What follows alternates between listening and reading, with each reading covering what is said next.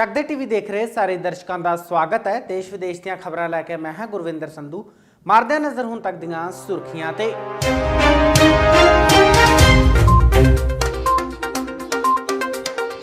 ਸਿੱਧੀ ਅਦਾਇਗੀ ਮਾਮਲੇ ਤੇ ਪੰਜਾਬ ਸਰਕਾਰ ਨੂੰ ਕੇਂਦਰ ਸਰਕਾਰ ਦੀ ਕੋਰੀ ਨਾ। ਕੇਂਦਰ ਸਰਕਾਰ ਨੇ ਸੁਣਾ ਦਿੱਤਾ ਫਰਮਾਨ, ਸਾਰੇ ਤਰਕ ਹੋ ਗਏ ਫੇਲ।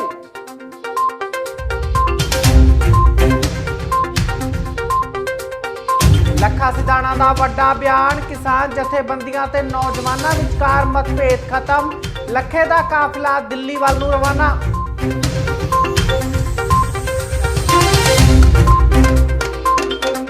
ਕੋਰੋਨਾ ਦੀ ਭੇਟ ਚੜਿਆ ਦੇਸ਼ ਦਾ ਸਿਪਾਹੀ, ਸ਼ਹੀਦ ਫੌਜੀ ਦੀ ਸ਼ਹਾਦਤ ਤੋਂ ਬਾਅਦ ਸਰਕਾਰ ਤੇ ਖੜੇ ਹੋ ਰਹੇ ਸਵਾਲ।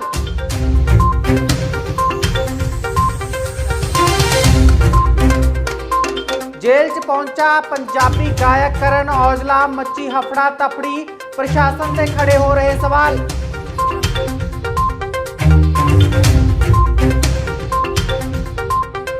शराबी पति ने पत्नी नूं वड कीता कतल, खून नाल लथपथ होई लाश, खौफनाक तस्वीरां वायरल। हुण खबरां विस्तार नाल। लंबी तकरार तो बाद आखिरकार नौजवान आगू ਲੱਖਾ ਸਿਧਾਣਾ किसान जथेबंदियां ਵੱਲੋਂ कैंपी बंद ਕਰਨ ਦੇ ਦਿੱਤੇ ਗਏ ਸੱਦੇ ਤੇ ਦਿੱਲੀ ਵੱਲ ਨੂੰ ਅੱਜ ਰਵਾਨਾ ਹੋ ਗਿਆ। ਇਸ ਮੌਕੇ ਲੱਖੇ ਸਿਧਾਣੇ ਨੇ ਕਿਸਾਨ ਜਥੇਬੰਦੀਆਂ ਤੇ ਨੌਜਵਾਨਾਂ ਵਿਚਕਾਰ ਖੜੇ ਹੋਏ ਵਿਵਾਦ ਸਣੇ ਗ੍ਰਿਫਤਾਰ ਨੌਜਵਾਨਾਂ ਬਾਰੇ ਵੀ ਵੱਡਾ ਬਿਆਨ ਦਿੱਤਾ।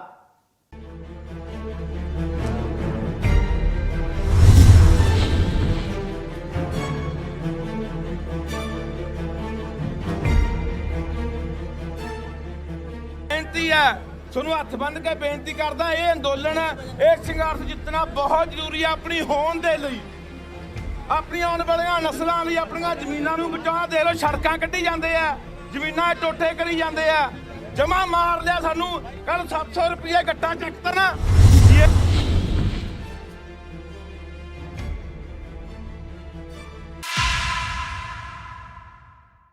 26 ਜਨਵਰੀ ਨੂੰ ਹੋਈ ਲਾਲ ਕਿਲੇ ਦੀ ਘਟਨਾ ਨਾਲ ਜਿੱਥੇ ਕਿਸਾਨਾਂ ਨੂੰ ਇੱਕ ਨਮੋਸ਼ੀ ਦਾ ਸਾਹਮਣਾ ਕਰਨਾ ਪਿਆ ਸੀ, ਉੱਥੇ ਹੀ ਸੰਯੁਕਤ ਕਿਸਾਨ ਮੋਰਚੇ ਅਤੇ ਨੌਜਵਾਨ ਆਗੂ ਲੱਖਾ ਸਿਧਾਣਾ ਵਿਚਕਾਰ ਸ਼ਬਦੀ ਤਕਰਾਰ ਛਿੜ ਗਈ ਸੀ। ਲੰਮਾ ਸਮਾਂ ਲੱਖਾ ਸਿਧਾਣਾ ਨੇ ਸਿੰਘੂ ਬਾਰਡਰ ਤੋਂ ਦੂਰੀ ਬਣਾ ਕੇ ਰੱਖੀ। ਹਾਲਾਂਕਿ ਲੱਖਾ ਸਿਧਾਣਾ ਦੇ ਹਮਾਇਤੀਆਂ ਵੱਲੋਂ ਰੈਲੀਆਂ ਕੀਤੀਆਂ ਜਾਂਦੀਆਂ ਰਹੀਆਂ ਅਤੇ ਇੱਕ ਮਹਿਰਾਜ ਵਿਖੇ ਹੋਈ ਰੈਲੀ ਵਿੱਚ ਉਸਨੇ ਆਪ ਵੀ ਸ਼ਿਰਕਤ ਕੀਤੀ। ਇਸ ਸਮੇਂ ਦੌਰਾਨ ਦੋਹਾਂ ਪੱਖਾਂ ਦੇ ਹਮਾਇਤੀਆਂ ਵੱਲੋਂ ਨਿਪਟਾਰਾ ਕਰਾਉਣ ਦੀ ਕੋਸ਼ਿਸ਼ ਤੇ ਚੱਲਦਿਆਂ ਸੰਯੁਕਤ ਕਿਸਾਨ ਮੋਰਚੇ ਦੀ 3 ਮੈਂਬਰੀ ਕਮੇਟੀ, ਜਿਸ ਵਿੱਚ ਡਾਕਟਰ ਦਰਸ਼ਨਪਾਲ, ਜਗਜੀਤ ਸਿੰਘ ਡੱਲੇਵਾਲ ਅਤੇ ਬਲਦੇਵ ਸਿੰਘ ਸਿਰਸਾ ਸ਼ਾਮਿਲ ਸਨ, ਨੇ ਲੱਖਾ ਸਿਧਾਣਾ ਨਾਲ ਮਤਭੇਦਾਂ ਨੂੰ ਭੁੱਲਣ ਦੀ ਗੱਲ ਕੀਤੀ ਅਤੇ ਅੱਜ ਲੱਖਾ ਸਿਧਾਣਾ ਵੱਲੋਂ ਵੱਡੇ ਕਾਫਲੇ ਸਮੇਤ ਦਿੱਲੀ ਵੱਲ ਕੂਚ ਕੀਤਾ ਗਿਆ ਅਤੇ ਨੌਜਵਾਨਾਂ ਨੂੰ ਵੱਧ ਤੋਂ ਵੱਧ ਸ਼ਿਰਕਤ ਕਰਨ ਦੀ ਅਪੀਲ ਕੀਤੀ ਗਈ ਹੈ। ਜ਼ਿਕਰਯੋਗ ਹੈ ਕਿ ਆਉਣ ਵਾਲੇ ਕੱਲ 10 ਅਪ੍ਰੈਲ ਨੂੰ ਸੰਯੁਕਤ ਕਿਸਾਨ ਮੋਰਚੇ ਵੱਲੋਂ KMP ਰੋਡ ਨੂੰ ਜਾਮ ਕਰਨ ਦਾ ਸੱਦਾ ਦਿੱਤਾ ਗਿਆ, ਜਿਸ ਨੂੰ ਮੁਕੰਮਲ ਕਰਨ ਦੀਆਂ ਕੋਸ਼ਿਸ਼ਾਂ ਪੰਜਾਬ ਹੀ ਨਹੀਂ ਸਗੋਂ ਦੇਸ਼ ਦੇ ਹਰ ਹਿੱਸੇ 'ਚ ਜਾਰੀ ਨੇ।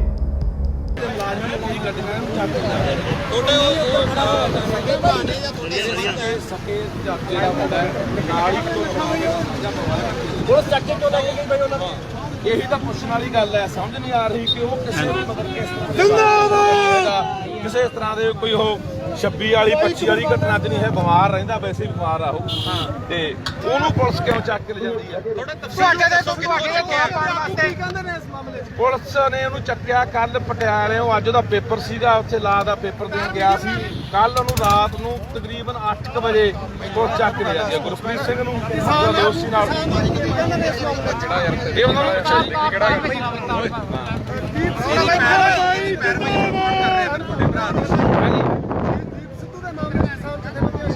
ਨੂੰ ਦੇਖੋ ਜੀ, ਜਥੇਬੰਦੀਆਂ ਨੂੰ ਪੁੱਛੋ, ਪਰ ਜਿਹੜਾ ਵੀ ਸਪੋਰਟ ਦਾ ਹਿੱਸਾ ਚਾਹੇ ਹੋਰ ਨੇ, ਸਾਰੇ ਸਾਡੇ ਭਰਾ ਨੇ, ਸਭ ਦੇ ਨਾਲ ਉਹ ਸਾਡੇ ਨਾਲ। ਨੰਬਰ ਤਾਂ ਦੇਖੀ ਯਾਰ, ਕਿਹੜਾ ਯਾਰ ਤੇ ਕਿਹੜਾ ਕਿੱਥੋਂ ਤੱਕ ਜਾਣਗੇ ਇਸ ਕਾਫਲੇ ਦੇ ਨਾਲ? ਦਿੱਲੀ ਜਾਵਾਂਗੇ, ਦਿੱਲੀ ਕਹਿ ਕੇ ਦਿੱਲੀ ਜਾਵਾਂਗੇ।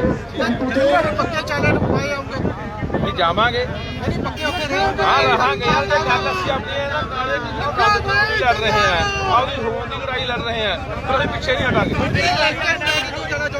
ਏਕਤਾ ਹੋਣਾ ਬੜਾ ਜ਼ਰੂਰੀ ਹੈ ਬਾਈ ਏਕੇ ਬਿਨਾਂ ਹੀ ਜਿੱਤ ਨਹੀਂ ਸਕਦੇ ਮੈਂ ਬਹੁਤ ਵਾਰੀ ਇਹ ਗੱਲ ਕਹੀ ਹੈ ਕਿ ਇਸ ਮੋਰਚੇ ਵਿੱਚ ਜਿੱਦੇ ਬੰਦੇ ਤੁਰੇ ਸੀ ਮੈਨੂੰ ਇਹ ਦੱਸੋ ਆਪਾਂ ਇਹ ਤੁਰੇ ਸੀ ਵੀ ਕਾਂਗਰਸਾਂ ਦਾ ਮੋਰਚਾ ਹੈ ਸਿੱਖਾਂ ਦਾ ਮੋਰਚਾ ਹੈ ਹਿੰਦੂਆਂ ਦਾ ਮੋਰਚਾ ਹੈ ਮੁਸਲਮਾਨਾਂ ਦਾ ਮੋਰਚਾ ਮੋਰਚਾ ਸੀ ਸਭ ਦਾ ਸਾਂਝਾ ਜਿੱਦੇ ਪੰਜਾਬ ਤੁਰਿਆ ਹਰਿਆਣਾ ਤੁਰਿਆ 26 ਨਵੰਬਰ ਨੂੰ ਉਹਦੇ ਤੁਰਿਆ ਸੀ ਵੀ ਇਹ ਧਰਤੀ ਮਾਂ ਦੇ ਪੁੱਤ ਤੁਰੇ ਸੀ ਆਪਦੇ ਫਸਲਾਂ ਨਸਲਾਂ ਨੂੰ ਬਚਾਉਣਾ ਨਹੀਂ ਹੁੰਦਾ ਉਹਨੂੰ ਬਚਾਉਣਾ ਤੇ ਇਹ ਕਿਉਂ ਬਣਾਇਆ ਗਿਆ ਇਹ ਸਰਕਾਰ ਨੇ ਮਸਲਾ ਬਣਾਇਆ ਜਾਣ ਬੁੱਝ ਕੇ ਸਾਨੂੰ ਦਫਾੜ ਕਰਨ ਦੀ ਕੋਸ਼ਿਸ਼ ਕੀਤੀ ਪਰ ਅਸੀਂ ਏਕੇ ਨਾਲ ਹੀ ਮੋਰਚਾ ਦਿੱਤਾ ਲਗਾਤਾਰ ਤੁਹਾਡੇ ਦੇ ਵੱਖ-ਵੱਖ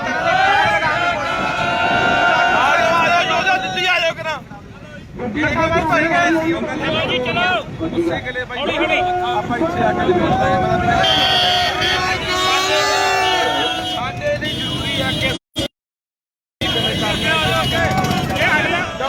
ਹਾਰ ਜਾਂਦੇ ਆ ਨਾ ਸਾਡੇ ਪੰਜਾਬ ਨੇ ਸਾਡੇ ਪੂਰੇ ਕੁਝ ਕੋਈ ਵੀ ਨਹੀਂ ਬਚਣਾ ਨਾ ਮੁਸਲਿਮ ਬਚਣ ਨਾ ਕਾਂਗਰਸ ਵਿੱਚ ਨਾ ਹਿੰਦੂ ਨਾ ਮੁਸਲਮਾਨ ਨਵਦੀਪ ਹੋਣਾ ਨਾਲ ਗੱਲਬਾਤ ਹੋਈ ਆ ਕੋ ਨਵਦੀਪ ਭਾਈ ਸ਼ੰਭੂ ਵਾਲੇ ਮੋਰਚੇ ਦੇ ਉੱਤੇ ਸ਼ੰਭੂ ਵਾਲੇ ਦਾ ਬੰਦ ਰਿਹਾ ਉਹਦੇ ਬਾਰੇ ਤਰੀਕੇ ਨਾਲ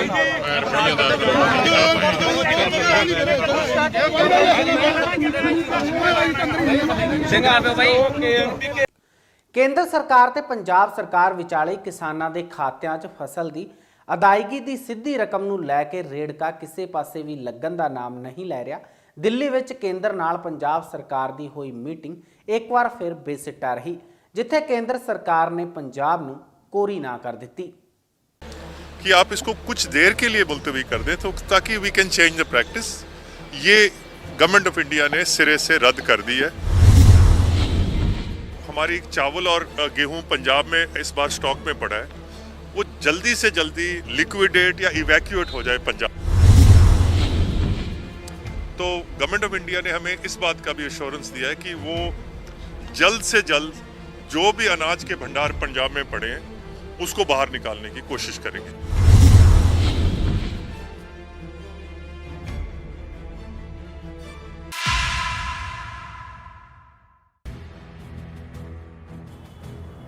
ਸਿੱਧੀ ਅਦਾਇਗੀ ਦੇ ਮਾਮਲੇ ਤੇ ਕਿਸਾਨਾਂ ਆੜਤੀਆਂ ਅਤੇ ਇੱਥੋਂ ਤੱਕ ਕਿ ਸੂਬਾ ਸਰਕਾਰ ਦੀ ਅਸਹਿਮਤੀ ਦੇ ਬਾਵਜੂਦ ਕੇਂਦਰ ਸਰਕਾਰ ਇੱਕ ਵਾਰ ਫੇਰ ਆਪਦੀ ਜਿੱਦ ਪਗਾਉਣ ਤੇ ਅੜ ਗਈ ਹੈ।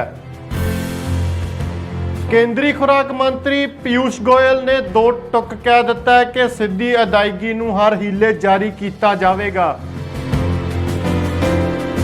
ਪੀਯੂਸ਼ ਗੋਇਲ ਖੁਰਾਕ ਦੇ ਸਿਵਲ ਸਪਲਾਈ ਮੰਤਰੀ ਭਾਰਤ ਭੂਸ਼ਣ ਆਸ਼ੂ, ਖਜ਼ਾਨਾ ਮੰਤਰੀ ਮਨਪ੍ਰੀਤ ਸਿੰਘ ਬਾਦਲ ਅਤੇ ਪੰਜਾਬ ਮੰਡੀ ਬੋਰਡ ਦੇ ਚੇਅਰਮੈਨ ਲਾਲ ਸਿੰਘ ਵਿਚਕਾਰ ਚੱਲੀ ਕਰੀਬ 2 ਘੰਟੇ ਲੰਬੀ ਮੀਟਿੰਗ, ਜਿਸ ਵਿੱਚ ਸੂਬਾ ਸਰਕਾਰ ਦੀ ਇੱਕ ਨਾ ਚੱਲੀ ਅਤੇ ਪੀਯੂਸ਼ ਗੋਇਲ ਨੇ ਆਪਦਾ ਫਰਮਾਨ ਸੁਣਾਉਂਦਿਆਂ ਕਿਹਾ ਕਿ ਜੇਕਰ ਕਿਸੇ ਹੋਰ ਸੂਬੇ ਨੂੰ ਕੋਈ ਦਿੱਕਤ ਨਹੀਂ ਤਾਂ ਪੰਜਾਬ ਨੂੰ ਕਿਉਂ ਆਉਣੀ ਚਾਹੀਦੀ ਹੈ।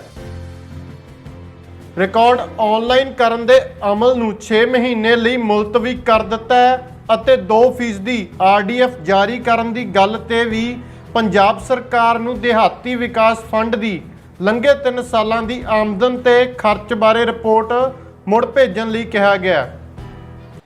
एक मसला जो है और बड़ा गंभीर मसला है, वो पंजाब में जो हर साल गेहूं और चावल की प्रोक्योरमेंट होती है तो उसका काफ़ी लंबे समय से ये लटक रहा था। गवर्नमेंट ऑफ इंडिया ने 2-3-4 नई जो मुतालबात हैं वो पेश किए हैं। तो आज बड़ी एक तफसीली मीटिंग यूनियन फूड मिनिस्टर से हुई, घंटा 1.5 घंटा, और आज आप देख सकते हैं कि हम 3 मिनिस्टर्स और हमारे मंडी बोर्ड के चेयरमैन सरदार लाल सिंह जी, फूड मिनिस्टर आशू जी, हमारे PWD मिनिस्टर विजय सिंगला जी, तो मीटिंग की अहमियत और ये किस अहमियत की हामिल है कि एक बहुत बड़ी डेलीगेशन पंजाब से आई, क्योंकि जो पंजाब की सारी जो लाइफलाइन है वो food security of India and हमारी जो किसान हैं, तो जो 2-4 मुतालबात थे, सबसे बड़ा और सबसे जो वी फील की सबसे ज़रूरी था वो था जो गवर्नमेंट ऑफ इंडिया बोल रहे हैं कि डायरेक्ट ट्रांसफ़र टू बेनिफिशरी वो होना चाहिए। हमने उनको बोला था कि आप थोड़ा समय दे दें।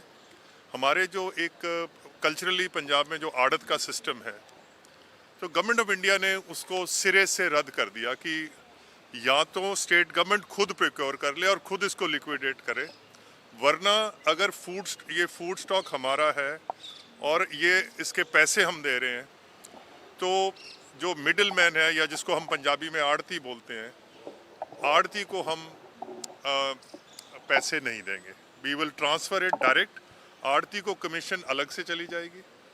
और ये जो पंजाब सरकार और जो सीएम साहब की जो चिट्ठियां थी कि आप इसको कुछ देर के लिए मुलतवी कर दें तो ताकि we can change the practice, ये गवर्नमेंट ऑफ इंडिया ने सिरे से रद्द कर दी है।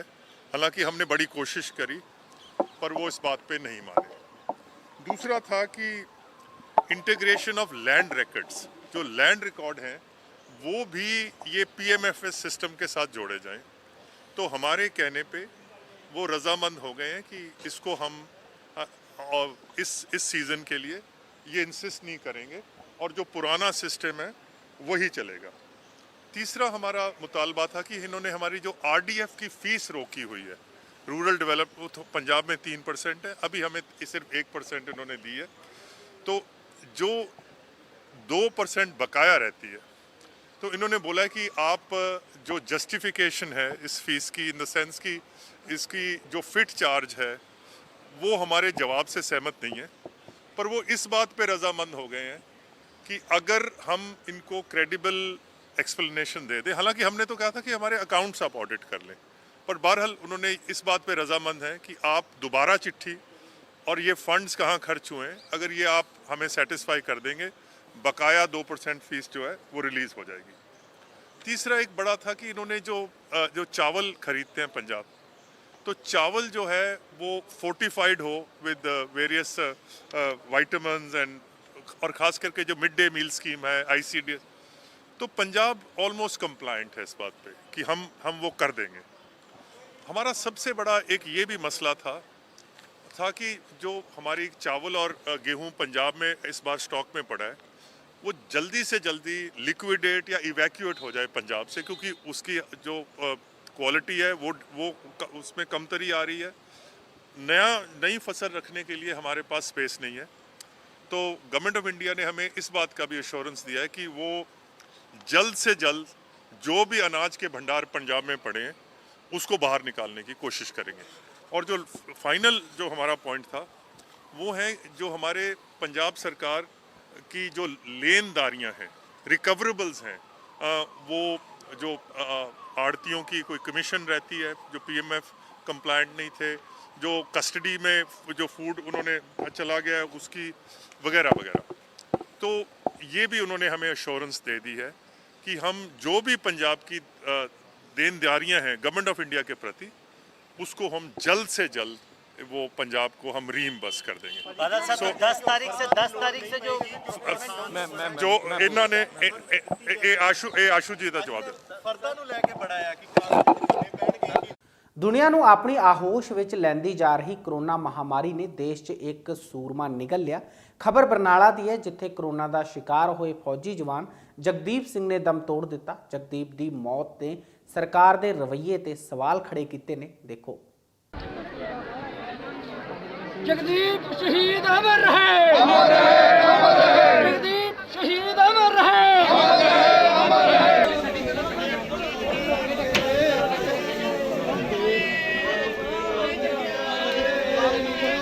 तो 1.5 साल पहला ਇਹਦੇ ਤੇ ਬਰਫ਼ ਦਾ ਅਟੈਕ ਹੋਇਆ ਸੀ। ਬਰਫ਼ ਦੇ ਵਿੱਚ ਇਹਦੀਆਂ ਲੱਤਾਂ ਦਬੀਆਂ ਸੀਗੀਆਂ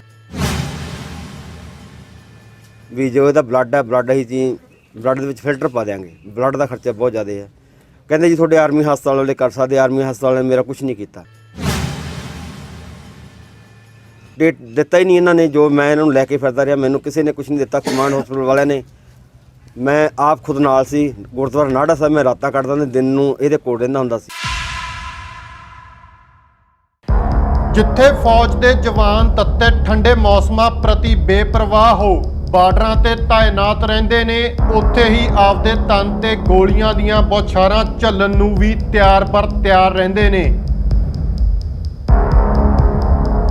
ਪਰ ਕੀ ਸਰਕਾਰਾਂ ਉਹਨਾਂ ਦੀਆਂ ਸੁਰੱਖਿਆ ਅਤੇ ਉਹਨਾਂ ਵੱਲੋਂ ਦਿੱਤੀਆਂ ਜਾਂਦੀਆਂ ਕੁਰਬਾਨੀਆਂ ਦਾ ਮੁੱਲ ਮੋੜਨ ਲਈ ਵਚਨਬੱਧ ਹੈ? ਸ਼ਹੀਦ ਹੋਣ ਉਪਰੰਤ ਉਹਨਾਂ ਨੂੰ ਦੇਸ਼ ਪ੍ਰਤੀ ਨਿਭਾਈ ਜਾਂਦੀ ਸੇਵਾ ਦੇ ਸਰਕਾਰਾਂ ਵਾਸਤੇ ਕੀ ਮਾਇਨੇ ਨੇ? ਅਜਿਹੇ ਹੀ ਕਈ ਸਵਾਲ ਬਰਨਾਲਾ ਦੇ ਮ੍ਰਿਤਕ ਫੌਜੀ ਜਵਾਨ ਜਗਦੀਪ ਸਿੰਘ ਦੇ ਸ਼ਹੀਦ ਹੋਣ ਉਪਰੰਤ ਖੜੇ ਹੋ ਰਹੇ ਨੇ। ਦਰਅਸਲ 2016 ਵਿੱਚ ਜਗਦੀਪ ਸਿੰਘ ਸਿਆਚਿਨ ਵਿੱਚ ਤਾਇਨਾਤ ਸੀ, ਜਿੱਥੇ ਉਸ ਦੀਆਂ ਲੱਤਾਂ ਬਰਫ਼ 'ਚ ਧਸਣ ਕਾਰਨ ਗੰਭੀਰ ਜ਼ਖਮੀ ਹੋ ਗਿਆ ਸੀ, ਜਿਸ ਦੇ ਕਾਰਨ ਉਸ ਨੂੰ ਡੀਵੀਟੀ ਨਾਮਕ ਬਿਮਾਰੀ ਨੇ ਘੇਰ ਲਿਆ, ਜਿਸ ਦੇ ਚੱਲਦਿਆਂ ਪਰਿਵਾਰ ਸ਼ਹੀਦ ਜਗਦੀਪ ਸਿੰਘ ਨੂੰ ਲੈ ਕੇ ਪਿਛਲੇ 4 ਸਾਲਾਂ ਤੋਂ ਦਰ-ਦਰ ਭਟਕ ਰਿਹਾ ਸੀ। ਪਰ ਕੋਈ ਚੰਗੀ ਸਿਹਤ ਸਹੂਲਤ ਦੇਣ ਲਈ ਸਰਕਾਰ ਵੱਲੋਂ ਕੋਈ ਹੱਥ ਅੱਗੇ ਨਹੀਂ ਆਇਆ। ਜਗਦੀਪ ਸਿੰਘ ਪਿਛਲੇ ਦਿਨੀ ਜਲੰਧਰ ਵਿਖੇ ਇਲਾਜ ਅਧੀਨ ਸੀ, ਜਿੱਥੇ ਉਸ ਦੀ ਕਰੋਨਾ ਦੀ ਰਿਪੋਰਟ ਪੋਜ਼ਿਟਿਵ ਆਈ ਅਤੇ ਉਸ ਦੀ ਮੌਤ ਹੋ ਗਈ। ਜੋ ਕਿ 267 ਇੰਜੀਨੀਅਰ ਰੈਜੀਮੈਂਟ ਦੇ ਵਿੱਚ ਮੈਂ ਨੌਕਰੀ ਕਰਕੇ ਆਇਆ ਔਰ 267 ਦੇ ਵਿੱਚ ਮੇਰਾ ਬੇਟਾ ਜਗਦੀਪ ਸਿੰਘ ਡਿਊਟੀ ਕਰ ਰਿਹਾ ਸੀ, ਜੋ 203 ਬੀਡੀ ਕੰਪਨੀ ਦੇ ਵਿੱਚ ਇਹਨੂੰ ਪੋਸਟਿੰਗ ਕੀਤਾ ਗਿਆ। ਲੇਹ ਦੀਆਂ ਪਹਾੜੀਆਂ ਦੇ ਵਿੱਚ ਅੱਜ ਤੋਂ 1.5 ਸਾਲ ਪਹਿਲਾਂ ਇਹਦੇ ਤੇ ਬਰਫ਼ ਦਾ ਅਟੈਕ ਹੋਇਆ ਸੀ। ਬਰਫ਼ ਦੇ ਵਿੱਚ ਇਹਦੀਆਂ ਲੱਤਾਂ ਦਬੀਆਂ ਸੀਗੀਆਂ। ਲੱਤਾਂ ਦਬਣ ਤੋਂ ਬਾਅਦ ਦੇ ਵਿੱਚ ਇਹਦੇ ਜੋ ਡਾਇਗਨੋਸ ਬਿਮਾਰੀ ਹੈ ਡੀਬੀਟੀ ਦੇ ਕਲੌਟ, ਬਰਫ਼ ਦੇ ਨਾਲ ਬਲੱਡ ਦੇ ਵਿੱਚ ਕਲੌਟ ਜੰਮ ਜਾਂਦੇ ਆ। ਉਹ ਕਲੌਟ ਇਹਦੇ ਹਾਰਟ ਨੂੰ ਆਏ, ਹਾਰਟ ਤੋਂ ਫੇਫੜੇ 'ਚ ਆਏ। ਮੈਨੂੰ 4 ਮਹੀਨੇ ਹੋ ਗਏ ਲੈ ਕੇ ਫਿਰਦੇ ਨੂੰ। ਪਰ ਮੈਂ ਗਵਰਨਮੈਂਟ ਨੂੰ ਇਹ ਕਹਿਣਾ ਚਾਹੁੰਦਾ, ਸਰਕਾਰ ਨੂੰ ਇਹ ਕਹਿਣਾ ਚਾਹੁੰਦਾ ਵੀ ਜੋ ਡਿਊਟੀ ਕਰ ਰਿਹਾ ਸਰਹੱਦਾਂ 'ਤੇ ਉਹਨਾਂ ਦਾ ਖਿਆਲ ਰੱਖਿਆ ਜਾਵੇ।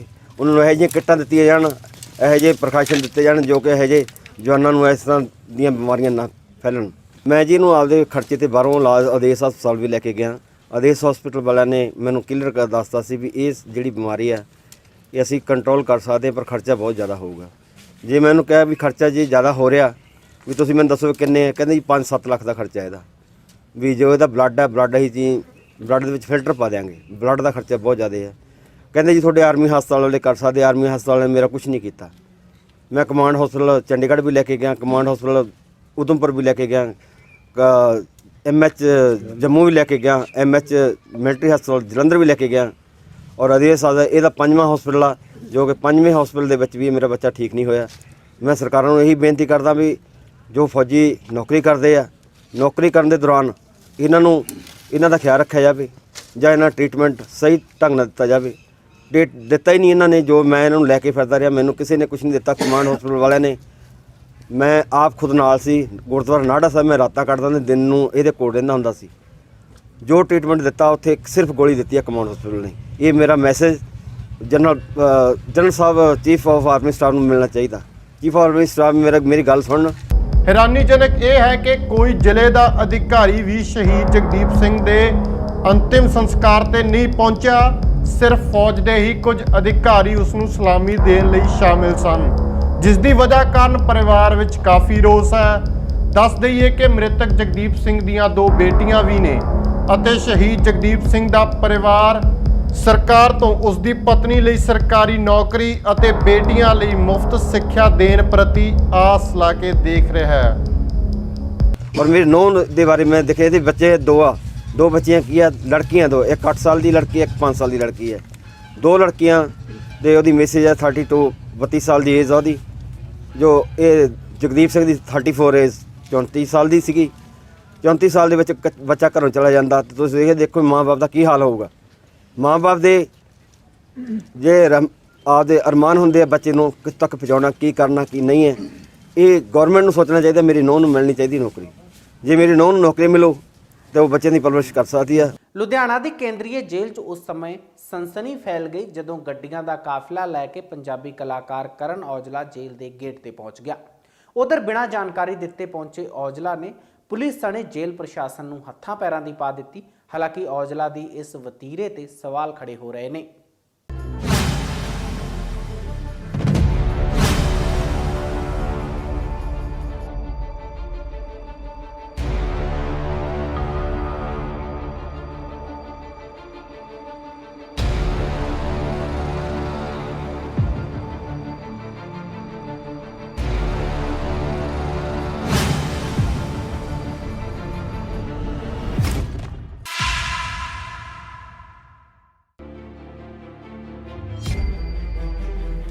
ਤਸਵੀਰਾਂ ਲੁਧਿਆਣਾ ਦੀ ਤਾਜਪੁਰ ਰੋਡ ਤੇ ਸਥਿਤ ਕੇਂਦਰੀ ਜੇਲ੍ਹ ਦੇ ਬਾਹਰ ਦੀਆਂ ਨੇ, ਜਿੱਥੇ ਅਚਾਨਕ ਪੰਜਾਬੀ ਕਲਾਕਾਰ ਕਰਨ ਔਜਲਾ ਪਹੁੰਚ ਗਏ। ਮਾਮਲਾ ਸੁਣ ਤੁਸੀਂ ਵੀ ਸੁੰਨ ਹੋ ਜਾਓਗੇ। ਬਿਨਾਂ ਕਿਸੇ ਪਲਾਨ ਤੇ ਸੂਚਨਾ ਤੋਂ ਔਜਲਾ ਦੇ ਪਹੁੰਚਣ ਨਾਲ ਜੇਲ੍ਹ ਪ੍ਰਸ਼ਾਸਨ ਨੂੰ ਹੱਥਾਂ ਪੈਰਾਂ ਦੀ ਪੈ ਗਈ। ਤੁਹਾਨੂੰ ਦੱਸ ਦਈਏ ਕਿ ਬਿਨਾਂ ਜੇਲ੍ਹ ਪ੍ਰਸ਼ਾਸਨ ਨੂੰ ਜਾਣਕਾਰੀ ਦਿੱਤੇ ਔਜਲਾ 5-6 ਗੱਡੀਆਂ ਦਾ ਕਾਫਲਾ ਲੈ ਦਨਾਦਨ ਲੁਧਿਆਣਾ ਦੀ ਕੇਂਦਰੀ ਜੇਲ੍ਹ ਦੇ ਬਾਹਰ ਆ ਖੜੇ ਹੋਏ। ਬਸ ਫੇਰ ਕੀ ਸੀ ਜਨਾਬ, ਬਿਨਾਂ ਪਰਮਿਸ਼ਨ ਸਾਰੇ ਪ੍ਰੋਟੋਕਾਲ ਦੀਆਂ ਧੱਜੀਆਂ ਉਡਾਉਂਦੇ ਹੋਏ ਜੇਲ੍ਹ ਦੇ ਅੰਦਰ ਦਾਖਲ ਹੋ ਗਏ। ਪ੍ਰਸ਼ਾਸਨ 'ਚ ਹਫੜਾ ਤਫੜੀ ਮਚ ਗਈ। ਜੇਲ੍ਹ ਦੀ ਡਿਊਟੀ ਦਾ ਮੇਨ ਗੇਟ ਬੰਦ ਕਰ ਦਿੱਤਾ ਗਿਆ, ਪਰ ਉੱਥੇ ਕਰਨ ਔਜਲਾ ਨਾਲ ਸੈਲਫੀਆਂ ਲੈਣ ਵਾਲਿਆਂ ਦੀ ਹੋੜ ਲੱਗ ਗਈ। ਕਈ ਕੈਦੀਆਂ ਤੱਕ ਨੇ ਸੈਲਫੀਆਂ ਲਈਆਂ।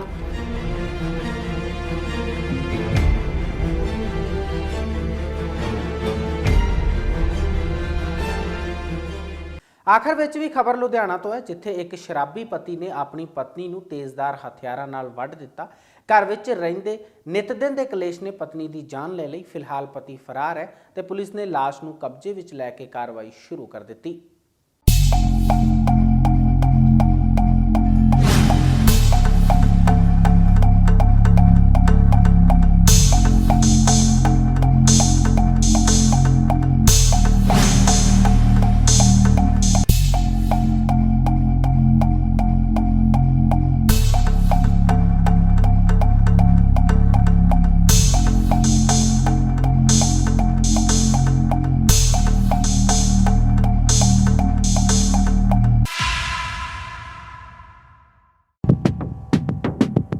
ਚਾਰੇ ਪਾਸੇ ਖੂਨ ਹੀ ਖੂਨ, ਚੀਖ ਚਿਹਾੜਾ, ਜ਼ਮੀਨ ਤੇ ਖੂਨ ਨਾਲ ਲਥਪਥ ਪਈ ਲਾਸ਼।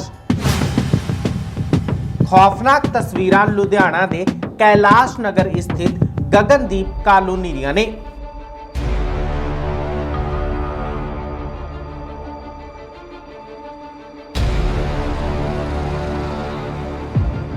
ਜਿੱਥੇ ਇੱਕ ਸ਼ਰਾਬੀ ਪਤੀ ਨੇ ਆਪਣੀ ਪਤਨੀ ਨੂੰ ਤੇਜ਼ਧਾਰ ਹਥਿਆਰ ਨਾਲ ਵੱਢ ਸੁੱਟਿਆ। ਵਾਰਦਾਤ ਨੂੰ ਅੰਜਾਮ ਦੇਣ ਤੋਂ ਬਾਅਦ ਨਸ਼ੇ ਵਿੱਚ ਟੱਲੀ ਪਤੀ ਮੌਕੇ ਤੋਂ ਫਰਾਰ ਹੋ ਗਿਆ।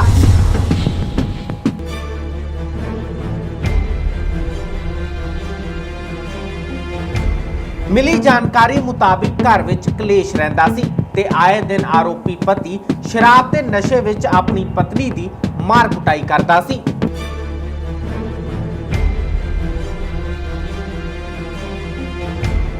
ਘਟਨਾ ਬਾਰੇ ਮ੍ਰਿਤਕ ਦੇ ਪੇਕੇ ਪਰਿਵਾਰ ਨੇ ਜਾਣਕਾਰੀ ਸਾਂਝੀ ਕੀਤੀ। ਮੇਰਾ ਨਾਮ ਸੰਜੀਵ ਕੁਮਾਰ ਹੈ ਜੀ। ਭਾਜੀ ਇੱਕ ਹੁਣੇ ਮਰਡਰ ਹੋਇਆ, ਕੀ ਲੱਗਦੇ ਨੇ ਤੁਹਾਡੇ? ਇਹ ਸਾਡੇ ਭੂਆ ਜੀ ਸੀਗੇ ਜੀ। ਕਿਹੜੇ ਏਰੀਆ ਵਿੱਚ ਕੀ ਕਾਰਨ ਸੀ ਅੱਜ ਜਿਹੜਾ ਮਰਡਰ ਕਰਨ ਦਾ ਕਾਰਨ ਕੀ ਸੀ? ਦੇਖੋ ਜੀ, ਕਾਰਨ ਤਾਂ ਹੁਣ ਮੀਆਂ ਬੀਬੀ ਦੇ ਝਗੜੇ 'ਚ ਅਸੀਂ ਕਿਵੇਂ ਕਹਿ ਸਕਦੇ ਵੀ ਕਾਰਨ ਕੀ ਸੀ, ਪਰ ਇੰਨਾ ਆ ਵੀ ਸ਼ਰਾਬ ਪੀ ਕੇ ਰੋਜ਼ ਕੁੱਟਦਾ ਮਾਰਦਾ ਸੀਗਾ ਤੇ ਡੇਲੀ ਵਿਚਾਰੀ ਲੜਕੀ ਘਰ ਨੂੰ ਆ ਜਾਂਦੀ ਸੀਗੀ। ਉਸ ਤੋਂ ਬਾਅਦ ਫਿਰ ਚਾਹ ਪਾਣੀ ਪੀ ਕੇ ਸਵੇਰ ਨੂੰ ਫਿਰ ਆ ਜਾਣਾ, ਬਾਕੀ ਉਹਨੇ ਕੰਮ ਤੇ ਜਾਣਾ, ਦੀ ਰੋਟੀ ਸਬਜ਼ੀ ਬਣਾਉਣੀ ਆ ਤੇ ਇਹਦਾ ਨਿੱਤ ਦਾ ਕੰਮ ਇਹੀ ਸੀਗਾ, ਸਵੇਰੇ ਸ਼ਾਮ ਬਸ ਲੜਾਈ ਝਗੜਾ ਕੁੱਟ ਮਾਰ। ਕੀ ਕੰਮ ਕੀ ਕਰਦੇ ਹੋ? ਡਰਾਈਵਰੀ ਕਰਦਾ ਸੀਗਾ, ਪੀਣੀ ਸ਼ਰਾਬ ਹੀ ਦਾ। ਕਿੰਨੀ ਕੁ ਉਮਰ ਸੀ? ਉਮਰ ਤਕਰੀਬਨ 60 ਦੇ ਕਰੀਬ ਸੀਗੀ। ਤੇ ਪਹਿਲਾਂ ਵੀ ਪਤਾ ਲੱਗਿਆ? ਹਾਂਜੀ, ਬਹੁਤ ਦੇਰ ਤੋਂ ਹੀ ਕੁੱਟਮਾਰ ਕਰਦਾ ਸੀਗਾ, ਬੜਾ ਸਮਝਾਉਣ ਦੀ ਕੋਸ਼ਿਸ਼ ਕੀਤੀ ਪਰ ਬੰਦਾ ਨਹੀਂ ਸਮਝਿਆ। ਪਤਾ ਲੱਗਿਆ ਤੁਹਾਨੂੰ? ਸਾਨੂੰ ਤਾਂ ਹੀ ਫੋਨ ਆਇਆ, ਕਿਹਨੇ ਫੋਨ ਕੀਤਾ? ਇਹਨੇ ਆਪ ਹੀ ਕੀਤਾ ਮਰਡਰ ਕਰਨ ਤੋਂ ਬਾਅਦ। ਅੱਛਾ, ਕੀ ਆਖੇ ਤੁਹਾਡੀ ਮੈਂ ਭੂਆ ਮਾਰਤੀ ਆ ਤੇ ਜਿਹਨੂੰ ਮਰਜ਼ੀ ਪੁਲਿਸ ਨੂੰ ਫੋਨ ਕਰਨਾ, ਪੁਲਿਸ ਨੂੰ ਕਰਨਾ, ਉਹ ਆਪ ਆਣਾ ਆਪ ਆ ਜੀ, ਅੱਛਾ, ਮੈਂ ਮਾਰਤੀ ਆ। ਇਹਨੇ ਆਪ ਪੁਲਿਸ ਨੂੰ ਫੋਨ ਕੀਤਾ ਸੀ? ਹਾਂਜੀ ਇਹਨੇ ਆਪ ਹੀ ਮਰਡਰ ਕਰਨ ਤੋਂ ਬਾਅਦ? ਹਾਂਜੀ, ਕਹਿੰਦੇ ਤਾਂ ਹੈਗੇ ਜੀ, ਹੁਣ ਸਾਨੂੰ ਇਸ ਬਾਰੇ ਨਹੀਂ ਪਤਾ ਹੈਗਾ ਵੀ। ਫੋਨ ਆਈ ਤੁਹਾਨੂੰ? ਸਾਨੂੰ ਆਏ 3:15 ਵਜੇ ਫੋਨ। 3:15 ਵਜੇ? ਹਾਂਜੀ, ਫਿਰ ਅਸੀਂ ਇਹਨਾਂ ਦੀ ਬੇਟੀ ਨੂੰ ਫੋਨ ਕੀਤਾ, ਛੋਟੇ ਬ੍ਰਦਰ ਨੇ, ਓਕੇ, ਕਿ ਮੈਨੂੰ ਘਰ ਨੂੰ ਫੋਨ ਕਰਕੇ ਦੇਖ ਵੀ ਉਹ ਇਦਾਂ ਦਾ ਬੋਲਦਾ ਪਿਆ, ਸ਼ਰਾਬ ਪੀਤੀ ਹੋਈ ਸੀ, ਸ਼ਾਇਦ ਸ਼ਰਾਬ ਦੇ ਨਸ਼ੇ ਦੇ ਵਿੱਚ ਇਸ ਤਰ੍ਹਾਂ ਬੋਲ ਰਿਹਾ। ਤੇ ਫਿਰ ਇਹਨੂੰ ਫੋਨ ਕੀਤਾ, ਉਹਦੀ ਬੇਟੀ ਨੂੰ, ਉਹਨੇ ਘਰ ਨੂੰ ਫੋਨ ਕੀਤਾ ਕਿ ਮੰਮੀ ਨੇ ਮੇਰੀ ਗੱਲ ਕਰਾਤਾ, ਕਹਿੰਦਾ ਮੰਮੀ ਤੇਰੀ ਹੈ ਨਹੀਂ, ਮੰਮੀ ਤੇਰੀ ਮੈਂ ਮਾਰਤੀ ਆ। ਅੱਛਾ, ਤੇ ਮਾਰੇ ਵੀ ਕਦੀ ਅੱਧਾ ਮਾਰੇ ਇਹਦੇ? ਕਿਸ ਚੀਜ਼ ਨਾਲ ਮਾਰਿਆ ਭਾਜੀ? ਚਾਕੂ ਲਿਆਂਦਾ ਜੀ ਨਵਾਂ, ਰਾਤੀ ਇਹਨੇ ਖਰੀਦ ਕੇ। ਉਹ ਸਾਡੀ ਭੂਆ ਰਾਤੀ ਲੜ ਕੇ ਸਾਡੇ ਕੋਲ ਗਈ ਆ, ਰਾਤੀ ਉੱਥੇ ਸੁੱਤੀ ਆ। ਉਹਨੇ ਦੱਸਿਆ ਵੀ ਅਸੀਂ ਗੌਰ ਨਹੀਂ ਕੀਤੀ ਵੀ ਐਵੇਂ ਸਾਲਾ ਸ਼ਰਾਬ ਪੀ ਕੇ ਐਵੇਂ ਡਰਾਉਂਦਾ ਧਮਕਾਉਂਦਾ ਹੈਗਾ ਆ। ਜੇ ਸਾਨੂੰ ਇੰਨਾ ਪਤਾ ਹੁੰਦਾ ਵੀ ਇਹਨੇ ਸੱਚੀ ਮਾਰ ਦੇਣੀ ਹੈ ਤਾਂ ਸ਼ਾਇਦ ਅਸੀਂ ਕੋਈ ਹੱਲ ਹੁੱਲ ਕਰ ਹੀ ਲੈਂਦੇ ਰਾਤ ਦਾ। ਮਾਰੇ ਕਿੱਥੇ ਕਿੱਥੇ ਚਾਕੂ? ਚਾਕੂ ਜੀ ਅਸੀਂ ਇਸ ਟਾਈਮ ਆ ਕੇ ਦੇਖਿਆ, ਇੱਕ ਤਾਂ ਗਲਾ ਵੱਢਿਆ ਹੋਇਆ ਜੀ ਪੂਰਾ, ਓਕੇ, ਆਹ ਇੱਥੋਂ ਆਹ ਮੂੰਹ ਤੇ ਮਾਰਿਆ ਹੋਇਆ, ਹੱਥ ਦੀਆਂ ਉਂਗਲਾਂ ਵੱਡੀਆਂ ਹੋਈਆਂ, ਪੇਟ ਦੀਆਂ ਅੰਦਰਾਂ ਨਿਕਲੀਆਂ ਹੋਈਆਂ ਬਾਹਰ। ਚਾਕੂ 5-6 ਜਗ੍ਹਾ ਮਾਰੇ ਹੋਏ ਆ, ਬੜੀ ਬੇਦਰਦੀ ਨਾਲ ਵੱਢਿਆ ਹੋਇਆ। ਪਹਿਲੇ ਵੀ ਕਦੀ ਇਦਾਂ ਮਾਰਨ ਦੀ ਕੋਸ਼ਿਸ਼ ਕੀਤੀ ਸੀ? ਕਦੀ ਪਹਿਲੇ ਦੱਸਿਆ ਹੋਵੇ ਕਿ ਮੈਨੂੰ ਇਦਾਂ ਮਾਰਨ ਦੀ ਦੇਖੋ ਜੀ, ਮਾਰਨ ਦੀ ਕੋਸ਼ਿਸ਼ ਕੀਤੀ ਹੋਗੀ ਤਾਂ ਸਾਨੂੰ ਅਸੀਂ ਕਹਿ ਨਹੀਂ ਸਕਦੇ, ਪਰ ਸਾਨੂੰ ਕਦੀ ਇਹਨੇ ਸਾਡੀ ਭੂਆ ਨੇ ਨਹੀਂ ਦੱਸਿਆ ਵੀ ਉੱਦਾਂ ਜ਼ਰੂਰ ਕਰਦਾ ਸੀ ਵੀ ਮਤਲਬ ਮੈਨੂੰ ਕੁੱਟਦਾ ਮਾਰਦਾ ਬਹੁਤ ਤੰਗ ਕਰਦਾ ਪਰੇਸ਼ਾਨ ਕਰਦਾ। ਤੁਹਾਡਾ ਜਿਹੜਾ ਫੁੱਫੜ ਕਿੱਥੇ ਹੈਗਾ? ਇਹ ਜੀ ਪੁਲਿਸ ਲੈ ਗਈ ਉਹਨਾਂ ਨੂੰ ਪੁਲਿਸ ਪਹਿਲਾਂ ਹੀ ਲੈ ਗਈ। ਉਹਨੇ ਆਪ ਹੀ ਮੇਰਾ ਕਹਿੰਦੇ ਫੋਨ ਕੀਤਾ ਹੈਗਾ। ਉਧਰ ਪੁਲਿਸ ਨੇ ਲਾਸ਼ ਨੂੰ ਕਬਜ਼ੇ ਵਿੱਚ ਲੈ ਲਿਆ, ਮਾਮਲਾ ਦਰਜ ਕਰ ਲਿਆ ਤੇ ਆਰੋਪੀ ਨੂੰ ਜਲਦ ਗ੍ਰਿਫਤਾਰ ਕਰਨ ਦਾ ਦਾਅਵਾ ਕੀਤਾ। ਫਿਲਹਾਲ ਪੁਲਿਸ ਵੱਲੋਂ ਮਾਮਲੇ ਦੀ ਪੜਤਾਲ ਕੀਤੀ ਜਾ ਰਹੀ ਹੈ। ਅੱਜ ਸਾਨੂੰ ਇਤਲਾਹ ਮਿਲੀ ਕਿ ਗਲੀ ਨੰਬਰ 3 ਗਗਨਦੀਪ ਕਲੋਨੀ ਕੈਲਾਸ਼ ਨਗਰ ਰੋਡ ਤੇ ਹਸਬੰਡ ਨੇ ਆਪਣੀ ਵਾਈਫ ਨੂੰ ਕਤਲ ਕਰ ਦਿੱਤਾ। ਜੋ ਮੌਕੇ ਤੇ ਮੈਂ ਐਸਐਚਓ ਜੋਧੇਵਾਲ ਪਹੁੰਚ ਕੇ ਦੇਖਿਆ, ਰਮੇਸ਼ ਕੁਮਾਰ ਨਾਂ ਦਾ ਵਿਅਕਤੀ ਜਿਹਦੀ ਉਮਰ ਕਰੀਬ 60 ਸਾਲ ਦੇ ਨੇੜੇ ਹੋਏਗੀ, ਉਹਦੀ ਵਾਈਫ ਜਿਹਦੀ ਉਮਰ 50 ਤੋਂ 55 ਦੇ ਵਿਚਾਲੇ ਹੈ, ਜਸਵਿੰਦਰ ਕੌਰ ਉਰਫ ਭੋਲੀ, ਉਹਨੇ ਸ਼ਰਾਬ ਦੇ ਨਸ਼ੇ ਦੇ ਹਾਲਤ ਵਿੱਚ ਉਹਦੀ ਪਹਿਲਾਂ ਵੀ ਕੁੱਟਮਾਰ ਕਰਦਾ ਸੀ ਤੇ ਉਹਨੂੰ ਹਰ ਪਾਸੇ ਪੈਸੇ ਲਿਆਉਣ ਨੂੰ ਕਹਿੰਦਾ ਸੀ, ਪੈਸੇ ਲਿਆ ਮੇਰਾ ਨਸ਼ਾ ਪੂਰਾ ਕਰ, ਤੇ ਜੇ ਉਹ ਨਹੀਂ ਆਖੇ ਲੱਗਦੀ ਸੀ ਕੁੱਟਮਾਰ ਕਰਦਾ ਸੀ। ਤਾਂ ਰਾਤ ਉਹਨੂੰ ਪਹਿਲਾਂ ਮਾਰਨ ਦੀ ਕੋਸ਼ਿਸ਼ ਕੀਤੀ ਤੇ ਚਾਕੂ ਮਾਰਨ ਵਾਸਤੇ ਨਾ ਬਾਜ਼ਾਰ ਤੋਂ ਨਵਾਂ ਲੈ ਕੇ ਆਇਆ। ਉਹ ਆਪਣੇ ਭਰਾਵਾਂ ਦੇ ਕੋਲ ਚਲੀ ਗਈ। ਚਲੋ ਸਵੇਰ ਫੇਰ ਆ ਗਈ ਵੀ ਮੇਰਾ ਹਸਬੰਡ ਭੁੱਖਾ ਹੋਏਗਾ, ਆ ਕੇ ਰੋਟੀ ਪਾਣੀ ਬਣਾਉਣ ਨੂੰ ਦਿੱਤਾ, ਤੇ ਉਹਨੇ ਸਵੇਰ ਤੋਂ ਹੀ ਦਾਰੂ ਪੀਣੀ ਸ਼ੁਰੂ ਕਰ ਲੈਂਦਾ। ਦਾਰੂ ਪੀ ਕੇ ਤੇ ਘਰ ਦੇ ਵਿੱਚ ਉਹਦਾ ਕਤਲ ਕਰ ਦਿੱਤਾ। ਆਰੋਪੀ ਜਿਹੜਾ ਇਸ ਤਰ੍ਹਾਂ ਦੇ ਆਰੋਪੀ ਫੜ ਲਵਾਂਗੇ, ਜਲਦੀ ਫੜ ਲਵਾਂਗੇ। ਜਿਹੜੀ ਡੈੱਡ ਬੋਡੀ ਆ ਉਹਨੂੰ ਜਿਹੜੀ ਡੈੱਡ ਬੋਡੀ ਦਾ ਪੋਸਟਮਾਰਟਮ ਵਾਸਤੇ ਸਿਵਲ ਹਸਪੀਟਲ ਭੇਜ ਦਿੱਤਾ ਹੈ। ਕੋਈ ਹਥਿਆਰ ਜਿਹੜਾ ਮਾਰਿਆ ਬਰਾਮਦ ਮੌਕੇ ਤੋਂ ਸਾਨੂੰ ਚਾਕੂ ਬਰਾਮਦ ਹੋ ਗਿਆ। ਇਹ ਸਨ ਹੁਣ ਤੱਕ ਦੀਆਂ ਖਬਰਾਂ। 10 ਦਿਨ ਖਬਰਾਂ ਲੈ ਕੇ ਫਿਰ ਮਿਲਾਂਗੇ। ਦੇਖਦੇ ਰਹੋ ਚੱਕ ਤੇ ਟੀਵੀ। ਸਤਿ ਸ੍ਰੀ ਅਕਾਲ।